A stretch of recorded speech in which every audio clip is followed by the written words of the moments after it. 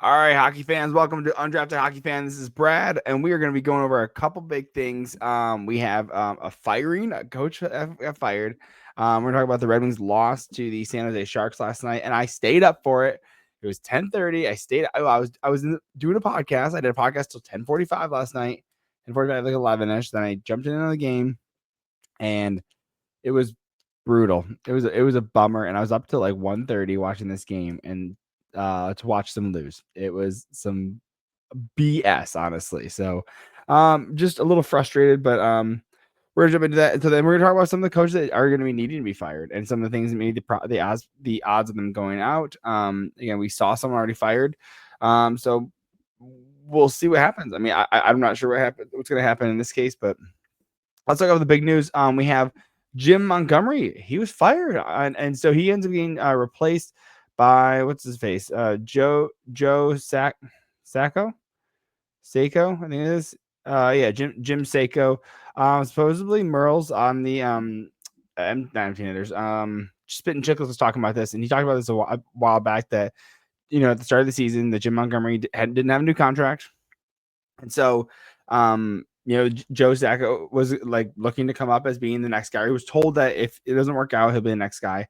And I just don't know if I don't know Joe Sacco well. I to me, like when you in a team like the Bruins. So if you look at what the Bruins are doing, if we pull up the NHL standings, I use ESPN. It just ends up being like one of the easier ones. Boston's still doing well. Boston is currently in a playoff spot. They got 20 games played, 19 points, which is not good. They're below 500, and they're just you have the Islanders right behind them, and really actually they're ahead of them in considered points. They're a negative 21 goals differential, which is the only ones who have it worse is the Pittsburgh Penguins who have negative 25. That's that's not good when you're talking about the Boston Bruins being that way. But it's, the one of the more interesting things is that in the Atlantic Division, Boston's fourth. But you have Ottawa Senators are 17 point, so Boston's at 19, Ottawa Senators are at 17, Buffalo Sabres are at 17, Red Wings are at 16, so are the Montreal Canadiens. So everyone's kind of in that mushy middle when it comes out of the Atlantic. But again, you're worried about the whole conference and who's going to be able to take you. And right now in points percentage, even like Flyers are pretty close to. I mean, like Ottawa's beating you in points percentage. So you have a guy. So Boston's clearly now to me, Boston and the Red Wings, and the Penguins, let's be honest, all have roster issues, and it's not the personnel. So what you ends up happening is let's be frank. Coaches are meant to be fired. Coaches get hired to be fired in the NHL. It is one of the easiest things that a GM can do to push off blame. And it is something that we see with Cam Neely right now. So we saw this with Cam Neely out in Boston. What they did is they fired Bruce Cassidy. So Bruce Cassidy, they fire him. They bring in Jim Montgomery. Jim Montgomery has a great season. Now they're firing Jim Montgomery. So like it's an easy bolt to pull. You've seen this with Steve Yzerman. Steve Yzerman came in. He had Jeff Blashill already, and he didn't really have they were going to go through this rebuild, right? So they're like, hey, Jim, Jeff Blashill, you're already here. We'll just extend you, kind of keep you. And he was supposed to be like a get us through the rebuild type coach. He wasn't going to supposed to be like win a bunch of games. He's trying to keep the young kids motivated and everything, and kind of help develop them, create good culture. And then you get a guy and it just became too much to the point where Blashill, it was hurting the culture at that point. And this is what you see what's kind of happened with. I don't think Lalonde is hurting the culture. I think Lalonde, I said this yesterday. I think Lalonde is coming out of the rebuild. Yzerman has not given us enough tools to be able to be good enough, and the guys are just looking defeated right now. And coming out of this California stretch, I said the Red Wings need to win 4 out of 6 points here. Right? They played on the road. There was Pittsburgh, and they went to California for 3 games. They beat Pittsburgh. They lose to the Anaheim Ducks 6-4. One was the empty net. They lose to the LA Kings, and they were 3-1 or 3-0. It was stupid. They got outworked. And LA's a better team. So that one was the one you kind of schedule it. You kind of schedule the loss. And then you lose fucking 5-4 to the San Jose Sharks in overtime. Celebrini gets that overtime goal on Talbot, which is a bit soft. And Talbot letting a softie earlier that hit his glove. And it was a mess. The penalty kill sucked. surprise, right? Penalty kill has been sucking for the Red Wings all year. And of course, you have a team that actually can score. They're on the power play, at least. Their 5-on-5 play is kind of shit. But if you're looking at like goals against, they're 22nd in the league at 33.3. They're third in the NHL with 32% power play. So every third power play, you're scoring a goal. And in the penalty kill, they're can I swear yet? It's 5 minutes past. They're fucking last. They're in last place in the penalty kill. It's the same fucking coaches. Dude, it's the same coaches. And it's infuriating because I'm like, what are we doing? I mean, again, we're going off. I'm going off into the Red Wings. Actually, no, I just want to kind of fly on this because I think a lot of guys are calling for Derek Lalonde's head, and fine. I understand he's on the last year of his contract. It's not renewed, so you're kind of like, okay, what's gonna happen? So to me, I think he doesn't get a contract next year. I don't know if he gets fired yet, but if you're going to and you want to bring a guy in quick, Jim Montgomery again just became available. And you know why Jim Montgomery's a good coach? I got the stats written down over here. He with the Boston Bruins, he was 20, 41, and 23. 120 wins, 41 losses, 23 ties. There's a 0.715 points percentage. If you take 82 games, that's just a season, okay? You're going to earn up to 160. This is the math. I have the math right here if you want the math. There's 82 games. You can earn 2 points a game, right? That's not how the math works. So you do 82 times 2. It's 164. Then you times it by your win percentage, right? If you times it by your win percentage, you get 0.175 times 164. That's 117 points in a season. So if you play out his career as one single season, he's getting 117 points every season or as a season, which means you are top of your division. I mean, that is a phenomenal win percentage. But the thing is that, of course, they had a phenomenal 1 year. They had like 65 wins, and that makes it look really good. And there's something to that. It's, good team, good chemistry. The coach is doing well. Like there's a lot of things. There's a lot of factors that go into this. And right now, like what you end up doing is a thing called losing the room. So what happens when you lose the room? Guys aren't willing to listen to you. People aren't willing to step up for you, and they're not willing to just be. They're not willing to be themselves, right? And so a couple of things that you want to see, and you want to see pushback on the sense of the like. You want to see pushback from the players a little bit. You want to see like a little bit of a battle. So like one thing that Montgomery did, it was that he had a fight with Marchand, right? Which is a good thing. Your captain, you want to have you want to have the intensity. You guys want to be on the same page as well, right? He ended up benching Pasternak at one point, right? And then he took McAvoy off the power play, and it just didn't work, right? And so as a coach, you end up starting to lose some of your bullets, because there's only so many things you can do. You can sit guys, you can scratch guys, you can move guys around, you can send them down to the fourth line. Like there's just things you can do. Remember, it has to be in service of the team. You got to make sure it's making you better. And so it's like if they're like, oh, McAvoy or McAvoy, you're Marchand, you're on the fourth line. Does that make the team better? No. You're sitting him playing for 8 minutes a night does not make the team better, especially your captain, right? That's why it was so crazy when Tortorella scratched Sean Couturier, the new captain, which to me, again, I don't think Tortorella named the captain. I think management wanted to name a captain, just give you some leadership here. And so Tortorella didn't feel like he had an opinion on this. He told upper management told him to name a captain, and so they named Couturier.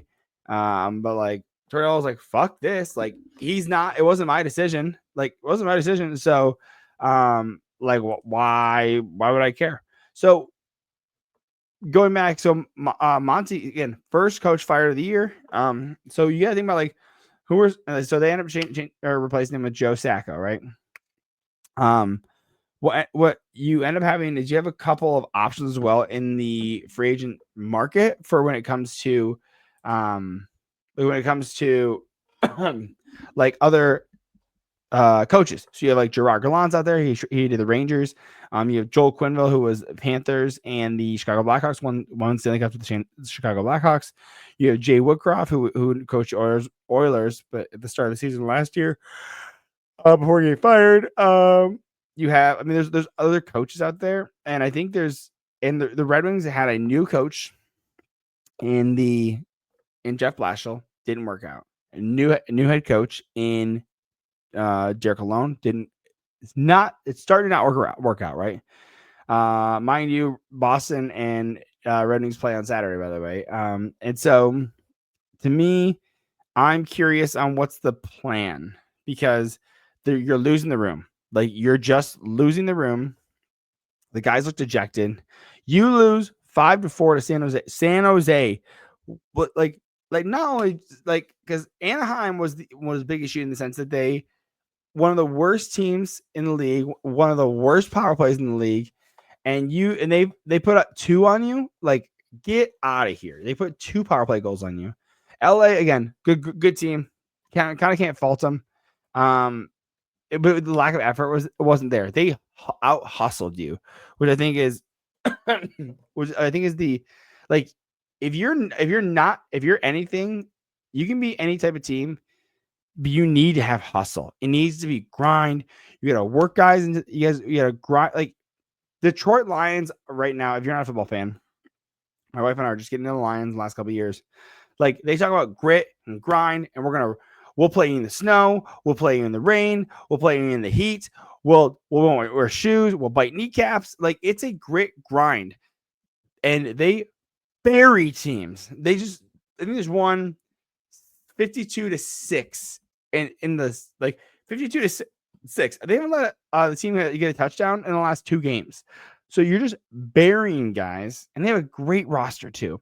But you see the effort, you see the way the guys are standing up for each other, you see the way that they're willing to play for their coach. And so, and by the way, this is becoming a theme within, like, you're seeing a theme. So actually, I'm gonna pull up the Detroit Pistons. So even the Detroit Pistons are one of those teams that suck. I mean, they've been bad. They've been bad. They have one of the worst records in the last like couple of years. So what you're seeing right now is the Pistons are 7-9. That's not terrible. Like real talk. That's not as terrible as I thought it was going to be. But they're grinding it out. They're by the way, it's actually similar to the so they're in the, if we go by expanded, we're going to wild card. So in the division, they're 7th, I think. So again, you're not looking great. The idea around it is that you're trying to be, you need some sort of identity, and there's no identity. Oh, wow, they're 7th. They're like right outside of a playoff. I think they're in a playoff spot right now, which is crazy. You're like, dude, what are they doing in a playoff spot? That's awesome for the Pistons, by the way, who have just had historically bad seasons. Red Wings had a historically bad season before as well. And so what do you need to do? You need to shake something up. And again, Yzerman and Alone, there's about 5 different bullets you can shoot to try and shake up a roster. And I mentioned these last couple videos because they're super relevant. And Brad Crisco talked about these in the Wing Wheel podcast. If you haven't listened to that, it's a phenomenal podcast. Check it out with Ryan Hanna and Evan Lofsinger. Evan Lofsinger, Zinger. Anyways, so you can. I'm listing these way out of order. You can waive a guy. They waived Justin Hall. They waived Billy Husso. They kept Hall. No one picked either of them up. Husso down in the AHL. Hey guys, anyone can take your spot. Let you know. Anyway, we'll wave you bye. Bye. You don't live in Detroit no more. You live in Grand Rapids. You have a wife, kids. Sorry, you're living in Grand Rapids now. You plan out of there. And again, you're on an NHL contract. You want to play in the NHL. Like, you want the NHL job. Then you could say, okay, well, let's scratch a guy. Let's scratch a guy who is important on the team or is a veteran leader. They scratch Petrie and they scratch Gustafsson. Gustafsson is a new free agent. You bring him in, he's assigned to a 2-year contract. He's played 9 out of the 17 games. You're playing him half. It's a new free agent. You're making a move and say, hey, you're not stepping up. You're not playing the way you need to be. And mind you, I think we had higher expectations for Gustafson than we probably should have, in the sense that we're like, well, he's basically like a more defensively responsible Gostisbehere. Well, and Gostisbehere's killing it down in Carolina. But you're like, what is happening? What are you doing? And so they scratch him. They scratched Petrie recently. and it's like, oh, well, again, your job's not guaranteed, guys. Your job's not guaranteed. And then what they do is you're like, okay, what's another one? You can make a trade. Well, make a trade. So you're like, okay, well, Olimata, you're out of here. They got a third round pick from him. Send him to the Utah Hockey Club. Your job is not guaranteed, just like a coach. Your job is not guaranteed on this roster. Steve Yzerman is saying it. Steve Yzerman made a move. He kicked someone out. By the way, who else did he trade this past summer? Jake Wellman, who is killing it, by the way, in San Jose. Supposedly there was some off-ice issues, or maybe there's some attitude issues. It's something along this. Because he got ended up getting healthy scratched in San Jose as well. So there's something there. I'd rather have Jake Wellman right now, because just because with Jake Wellman, he did the gritty, he brings vibes. Like you want like fun, like you want some good like vibes and everything. And that was one thing that Jake Wellman brought. He was hey, and same with Bertuzzi. You're like, oh, like the vaccine thing was not cool, but like Bertuzzi was like that. Oh, hype guy, like you want that energy. And so how do you, by the way, Derek Lalonde's not an energy guy. He's not there to hype you up. Derek Lalonde is a great one-on-one guy. He is, like, to me, and my favorite coach in the NHL, all warts and all, I think he's a genuinely good person. I think he has the right amount of intensity. And I think he's my favorite coach in the NHL. It's John Tortorella. I would run through a wall for that man. Because to me, I think he goes, hey, you're fucking shit up right now. And you need to get your shit together. Go fucking 10 laps. Go now. And he's like fucking 100 push-ups. He's on it. And he goes, hey, man. And afterwards, he's like, hey, I did that because I expect more out of you. I want more out of you. I know you're better than this. I know you are. And he's and that's to me, that's how I feel. Again, I'm not coached by Tortorella, right? But like, to me, I just don't know, because to me, Lalonde talked about this, by the way, in an interview, that when he was with John Cooper in Tampa Bay, they won Stanley Cup. He won Stanley Cups with them, right? And so John Cooper will come in, lay into the guys, and intentionally, like he's losing his shit on the guys, saying all the way they're screwing up and all this stuff. And then he tells Lalonde and other coaches, say, hey, all right, go help him. Go boost him up. Kind of give him the nice pep talk. And to me, like Lalonde is a great one-on-one guy. I think he's a great assistant coach. I think he'd probably be a great assistant coach. I know that I would not be a good head coach. I'm a hype guy. I'm excitable. I like some of the X's and O's. I'm like, man, like that play over there, that was sick. That was so good. Like, to me, like I want to dial in on certain one thing, right? Like I'm a lot better at that. Like I couldn't do head coach. I just couldn't. I know me, couldn't do it. And that's okay. Like, and so for me, I would love the GM role. I would love to be able to scout guys and be like, this guy gets it. And you can see the vision. Like I just think that would be more fun. To me, again, head coach, it just sounds like it's not fun. Again, you're waiting to be fired. Because it's the easiest thing to change. You don't got to make a trade, because that's the thing. If you make a trade, like you have to have a partner. Like you have to have someone that will be able to dance with you. And with a coach, you're just like, yeah, you're off duty. We're bringing someone else in, or we're gonna upgrade someone else. Like, so, and it's not like you can't just like bring Derek Lalonde down to like penalty kill guy now. Like, dude, he's technically responsible for all of it, right? And it's not working out. So I think I missed a bullet, by the way. So you can waive a guy, you can trade a guy, you can bring up a young kid. Bring up a young kid. They brought up Casper. They have young guy in Albert Johansson. Got to make room for him. That's why you move Olimata off as well. Berggren's there too. Evans is up there too. So you have some young guys. Well, by the way, Casper started in the AHL. You bring him up. to the NHL, so that way he's there.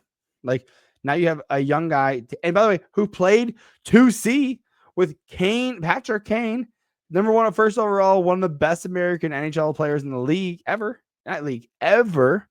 And Tarasenko, on the second line, phenomenal. Like that's great. I don't think he'll stick there long term, but like it's good. It's good. Like, hey, buddy, guys, you can lose your job. Comp was on third line. Comp on fourth line. I think he's still dealing with something or maybe injured because Comper's not a fourth line guy. But like Derek Lalonde, and by the way, it was scrambled. If you see the lines yesterday, I think it was you have typical DeBrincat, Larkin, Raymond, no big deal.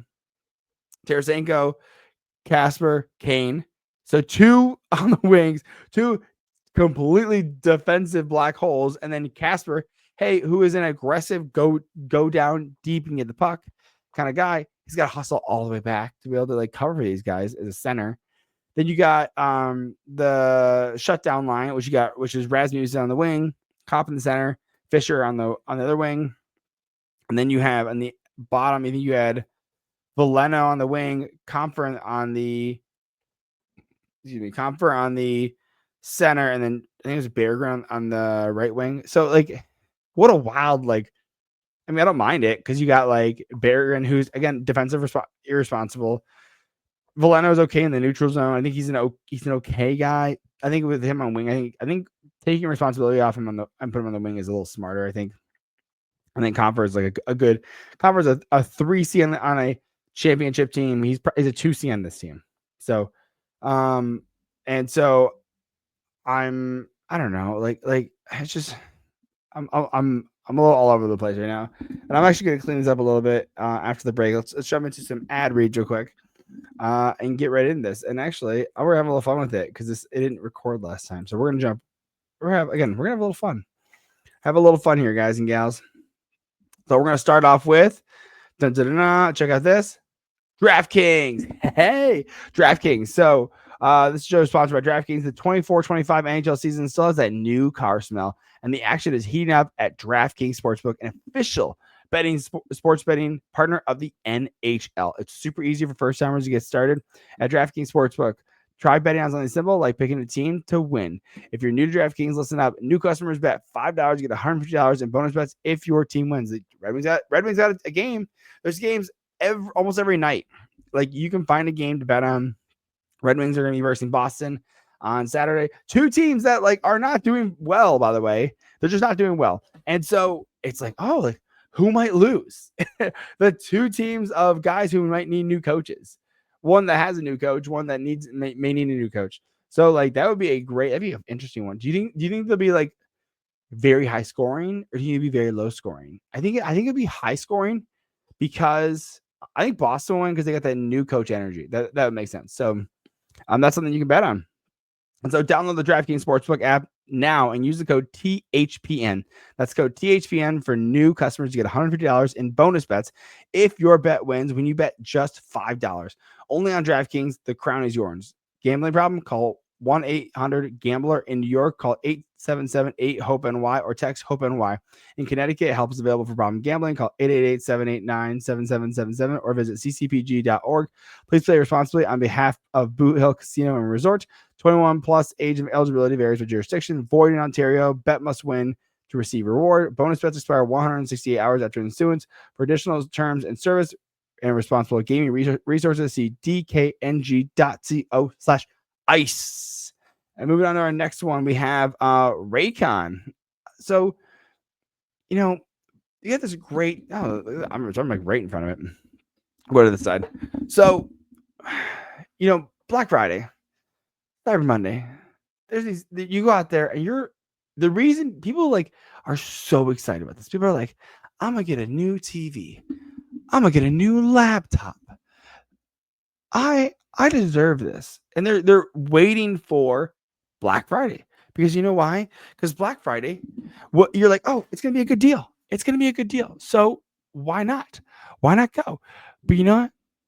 You're looking at other stores. You don't have to worry about it. Just going to get a good deal. You can get good deals, and everyone else is trying to sell you on all this stuff except for Raycon. Because Raycon, you can get an amazing deal on premium auto every day of the year. But that doesn't mean you're not having any sales. They're not having any sales for Black Friday. Listen, far from it. They're actually doubling down on their amazing value by offering viewers up to 30%. 30%. Can you believe that? And you know it's a Black Friday deal that you can enjoy every day? Raycon's everyday earbuds. That's right. With the latest model, you can have they have many features for the must-have, or for even more for a must-have for any audio lovers. For example, 32-hour battery life. That's amazing. Multi-point connectivity that lets you pair two devices together at once, which my wife and I would do on the airplane. Oh, by the way, we're talking about airplanes. Talk about the active noise cancellation. I mean, that's pretty nice. So you and your spouse can just snuggle up on the plane and watch your different TV series that I can't think of one right now. Breaking Bad. Let's go with that one. That's fine. And then also you can get. It comes in a ton of different colors, not just the standard like black and white. I mean, that's less fun. And Raycons start at just half the price of the other guys. So if you're already, so they're already an incredible deal. Before you even factor in their other Black Friday offer of up to 30% off site wide, get a couple of them. Put one in your car, put one in your office, like put one in your pocket. I mean, I literally don't walk out of the house without my headphones. So that's something that a couple things, and you also have a 30-day happiness guarantee. So you really can't lose. You just can't lose with this deal. So it's time to save big on Black Friday. Go to raycon.com/GHPN today to get the 30% off site wide. That's right. You'll get the 30% off everything on Raycon's website when you go to buyraycon.com/ use that code THP. And right here, I'm putting it up in my there. Let's go down here. THPN right there. Code THPN, the Hockey Podcast Network. And lastly, we have Game Time. So Game Time. So you're. Did you hear that? That is the sound you hear of players skating on the ice. You're talking about guys that you root for. You're a hockey fan. You're listening to this podcast. You're listening to the podcast, Hockey Podcast Network. Yeah, you need tickets. I mean, there's a reason you want to use Game Time. And I'm gonna tell you about it right now. They got curated deals, make it easier to find the best price on great seats. By the way, I just went on. I was just checking this out earlier because I was looking at the Saturday game against the Boston Bruins. And one appealing that I really liked about it is it literally gives you a whole arena, and it gives you the prices of all these ones over here. Like it just, and like that's one thing I'm like, listen, I want to be at the event. I don't want to pay a ton of money. So like, why don't I just get all the options? Just show me all the options. Like, say, okay, here you can go for $57. For this one, you can go for $60. For this one, you can go 110. Like it gives me the option. If I'm looking to spend a little more money, I can isolate this area. And to me, that's huge. And for me, also, one thing I hate about some other sites is that they don't include the fees. They just include in the slide everything. You're $60. Oh, here's a fee on top of that. With Game Time, you have all-in pricing, a toggling feature that shows the upfront total, so there's no surprise fees at checkout. And also, they have a lowest price guarantee or Game Time will credit you up to 110% of the difference. Plus, they also have coverage. They have the most flexible customer service policy. They'll also cover for like event cancellations, protection, job loss protection, that's awesome. I mean, like, especially if you lose your job and you're like, oh man, I got these $500 seats, which I've never bought $500 seats. I lie. I did once. I saw Taylor Swift. They were over $500. It was in Europe. So, but anyways, so to me, Game Time, that's where it's at. You want to see it. Look at this. Let's put the T right in front. So honestly, if you're looking to buy tickets, take the guesswork out of buying tickets with Game Time Picks. Download the Game Time app, create an account, and use the code THPN for $20 off your first purchase. Terms apply. Again, create an account, redeem the code THPN for $20 off. Download Game Time today. What time is it? Game time. Okay, well, let's move into the next part of one of the other coaches that probably needs to be fired. Mike Sullivan is the other coach that we were talking about. So we talked about Monty out of Boston being fired. How about Derek Lalonde probably needing to get fired as well? I mean, honestly, it's again as a Red Wings fan. By the way, Red Wings fan. Here we go. The Detroit. Also, by the way, this is my. I wear this. I've been wearing this out a lot more. I really like it because it's a great fit, and I have a hard time. I have a massive head. And I got, of course, I got Sebastian Cossa. I got a couple signatures here. Sebastian Cossa right there. I got right. That's Lombardi and that's Husso right there. So all ironically, all guys in the AHL right now. I don't think Husso wants to be there, but he's in the AHL. So again, Mike Sullivan. We all know Mike Sullivan. If you haven't heard of Mike Sullivan, he's kind of a big deal. I mean, he's an American, so that is one thing, and he's supposedly supposed to be the Four Nations Cup coach, which is one of the reasons I don't know if I was going to get fired. He probably needs to get fired, but I don't know if he will. So basically, in December of 2015, Mike Sullivan takes over for then head coach Mike Johnston, and then what ends up happening is that that's mid-season, right? Mike Sullivan ends up becoming the sixth head coach in NHL history to win the Stanley Cup after being hired mid-season. So he goes and defeats the San Jose Sharks in the 2016 Cup Finals. Like, that's amazing. He also joined Scotty Bowman and Dan Bilesma as the third coach in franchise history and the sixth in NHL history to win a Stanley Cup. Oh, never mind. I just read that part. So a different part. Then he was also the first coach to lead the Penguins to consecutive Stanley Cup championships over their victory against the Nashville Predators. And he's the only American-born head coach to win Stanley Cup multiple times. So very prolific. And by the way, he wins 2 Stanley Cups. And then in his third season, he gets his 100th career win as a coach. Like, what? Like, you win 2 Stanley Cups and then you finally get your no. Yeah, dude. Like, that's crazy. So, and then he gets an extension, a good size extension, and he's here for a while.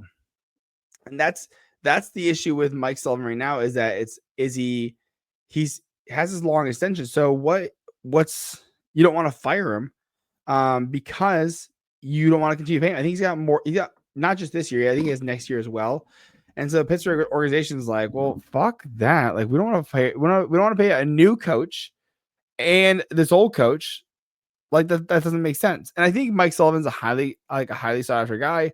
So I think if Penguins talks, like if someone calls, let's say, I'm going to use the Red Wings to be as an example.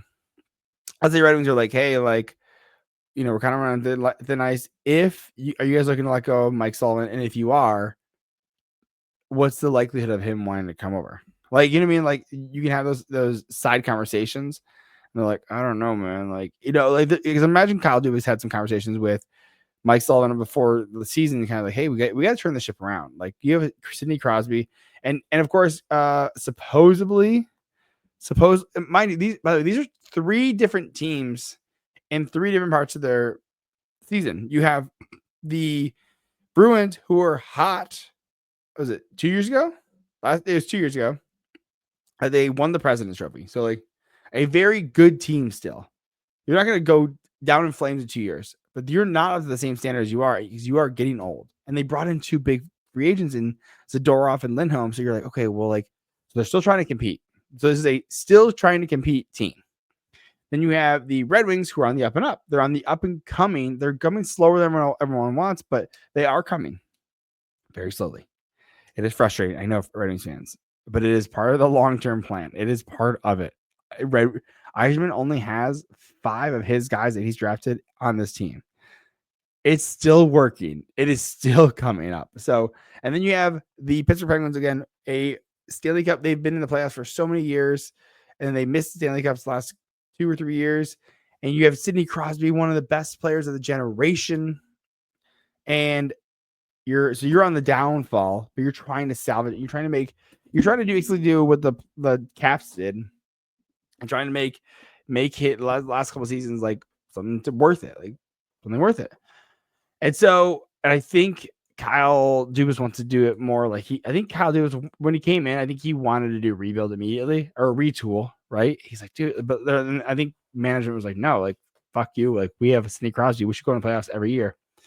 And Kyle didn't make the moves. He made a big move with Erik Karlsson, which I thought was kind of silly. And I'm an Erik Karlsson fan. He's my favorite player outside of the Red Wings organization, most better.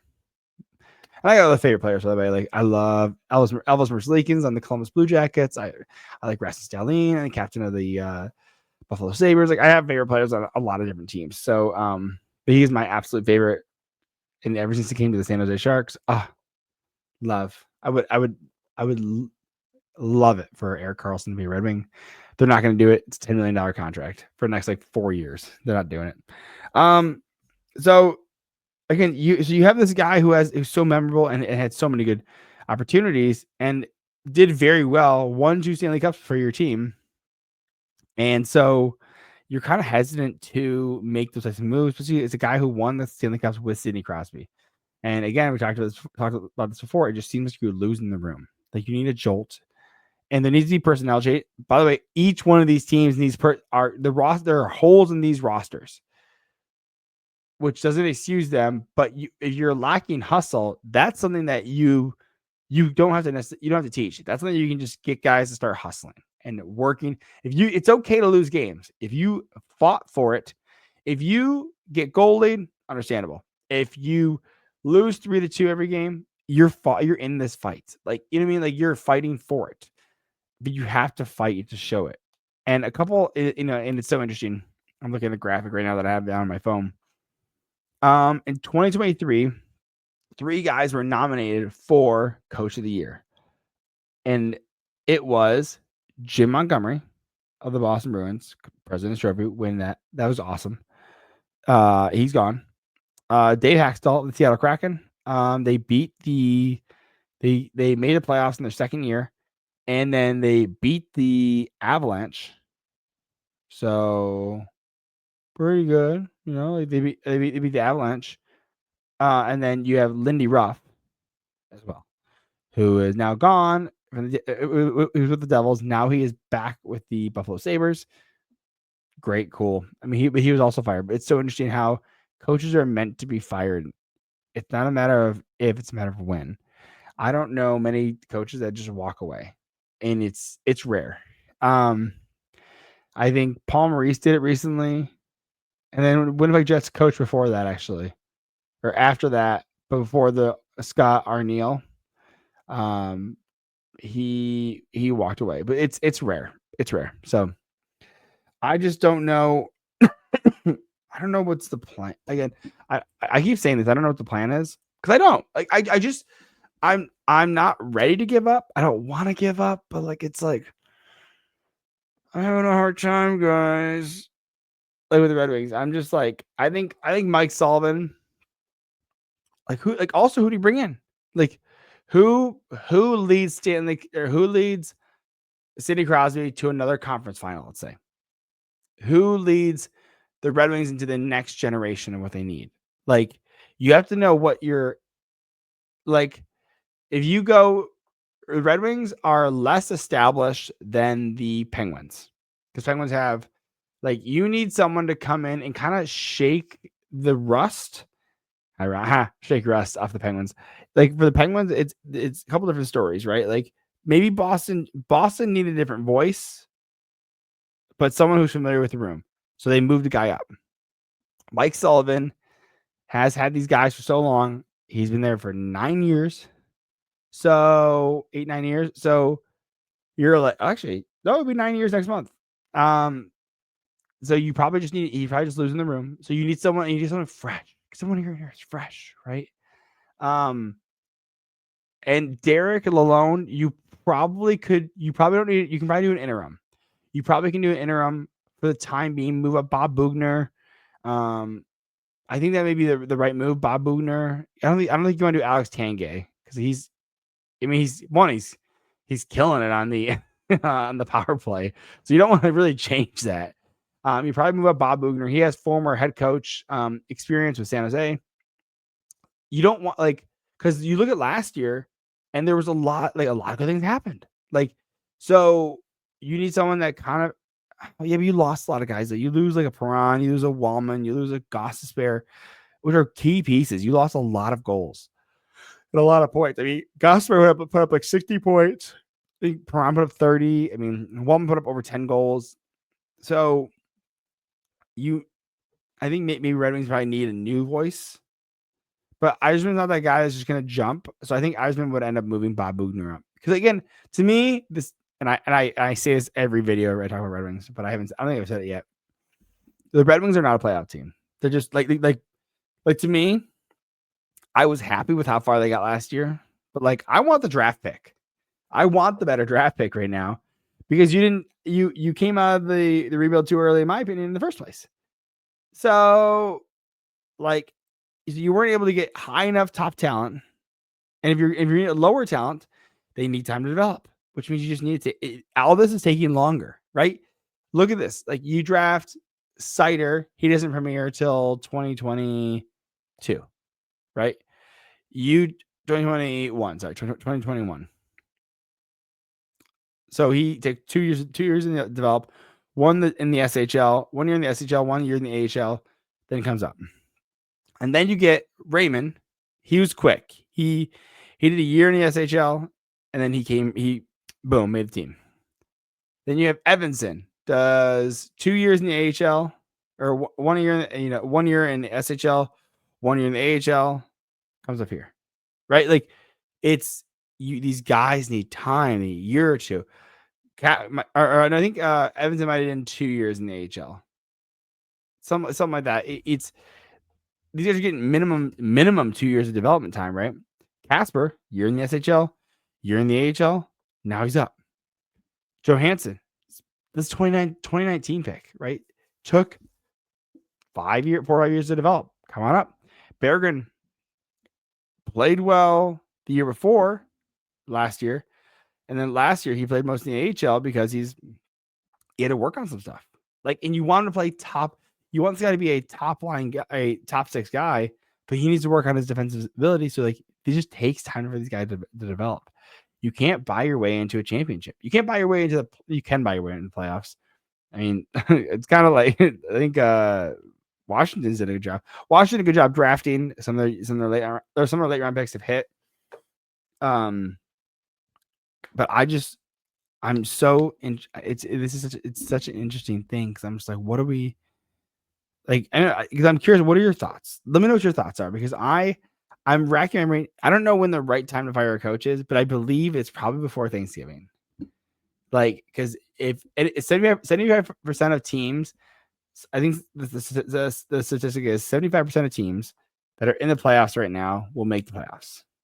Like, so it's a really good odds that you're going to be making the playoffs if you're in this like spot. So if Red Wings are 7th in the division, or in they're 8th and 7th, tied for 8th in the division, tied for 7th, whatever you want to say, same difference, right? It's tied for 7th is the right one. Tied for 7th in division. They pull up the whole NHL standings. In the whole NHL, or in the Eastern Conference, they're tied for last in the NHL. I'm gonna go full standings. I want to see the full league. Where do they fall in the full league? Because it is probably embarrassing. They are only behind Sharks, Preds, Chicago, and Montreal. Columbus is beating you. Ducks are beating you. Ottawa, Buffalo, Utah, Penguins, like, cool, bro. So fucking cool. I mean, don't be mushy middle. Be like, it's like, it sounds so stupid, just like try harder. Like, be better. Like, be smarter. Work harder. Like, act as a team. Like, play like a team. So I don't know. Maybe these guys need to go have some fun or something like that. I don't know.